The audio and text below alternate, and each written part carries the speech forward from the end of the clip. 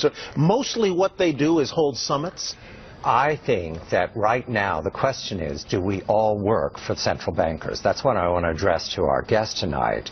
Is this global governance at last? Is it one world, the central bankers in charge? Jim Iorio, you say we've got some downside here, a correction in the markets. Fine. But aren't we all just living and dying for what the central banks do? Aren't we all just counting on the fact that there's a Bernanke put and that we won't go any lower than, say, 5% down from here? Of course we are, because if we look at the economic data, there's nothing to get excited about in that. So yesterday we saw some reluctance for the Bernanke Fed to expand their balance sheets and pump more money in. But the stock market knows that reluctance is totally different than not willing to do it at all. And that's why we saw oil implode and gold trade off heavily, because they're not a protected class. If the stock market starts trading off in the 10 to 15 to 20% area, the chairman's going to come in and throw some stimulus at it. So to answer your question, we are absolutely slaves to central banks, because we'd love to be slaves of the economy, but the economic numbers continue to do nothing but trend lower. Mr. LeCamp, do we work for the central bankers? We know that.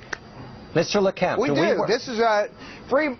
We do. Look, markets are driven by policy now. They're not driven by market forces. They're driven by fiscal cliffs. They're driven by central bank proclamations. They're driven by false rumors coming out of the ECB. Fiat currency really that's continually watered down. They continue to water our currency down so the markets go up and we feel good about it.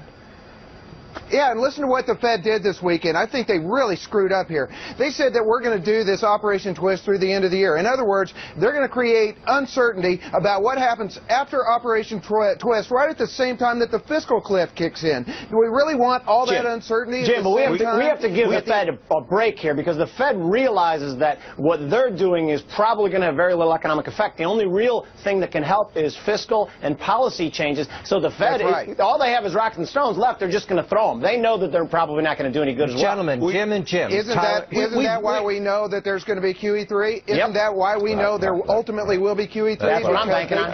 I love what you said there, Jim LeCamp, about the idea that ultimately there will be.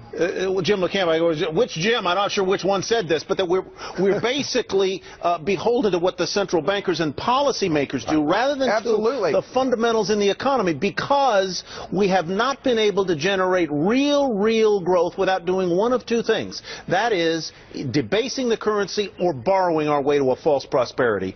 Jim Iorio, how do you invest under those circumstances?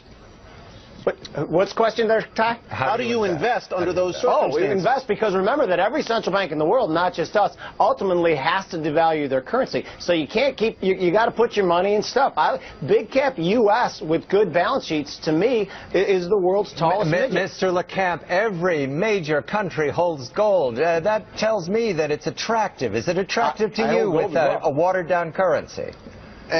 I think it's very attractive, both as a currency and a store of value. I agree with Jim. Ultimately, you're going to want resources, but volatility is going to stay with us. So I think investors need to get used to trimming what they don't like and having their portfolio on rallies and nibbling at what they do like on sell-offs, because these aren't going away. The only good news here is that free markets will fight back. When we see bond riots in Spain and bond riots in Italy, those are free market forces fighting back, and ultimately they'll win because investors ultimately will walk away. I think I heard him say he likes gold. He did say that. Yes, I do. Jim, the two Jims, thank you very much. And John, interesting, I was at a conference this week, and one of the most persuasive investors I talked to there said that he felt that what you have to do right now is buy things that are scarce. He said gold was scarce. Aggregates are scarce.